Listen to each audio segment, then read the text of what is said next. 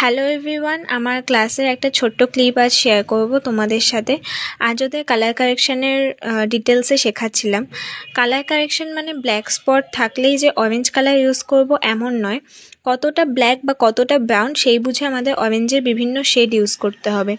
এমনকি যাদের স্কিনে কোনো রকমের ডার্ক স্পট, ব্রণর দাগ বা কিছুই নেই, সেখানে কিন্তু শুধু আমরা কালার কারেকশান ইউজ করে বেসটাকে হেভি কখনোই করব না।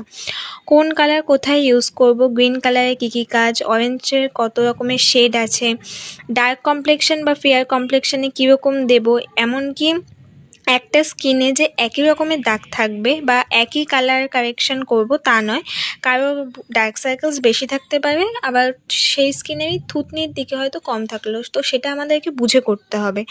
আর অনেকে যেটা করে, মানে আমরা তো সবাই জানি যে ডার্ক কমপ্লেকশনে অরেঞ্জ কালার কারেক্টার, আর ব্রণ বা বড় বড় গোটা গোটা লাল লাল দাগ থাকলে আমরা গ্রিন কালার কারেক্টার ইউজ করি। তো এরপর অনেকে ডিরেক্ট ফাউন্ডেশন অ্যাপ্লাই করে দেয়, যার ফলে বেসটা একদম অরেঞ্জিশ বা গ্রিনিশ টাইপের হয়ে যায়।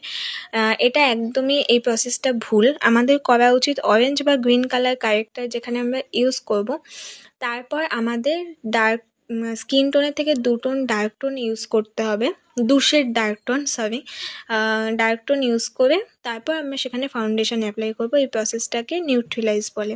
আমার এই ক্লাসের ছোট্ট ক্লিপটা তোমাদের কেমন লাগলো জানিও।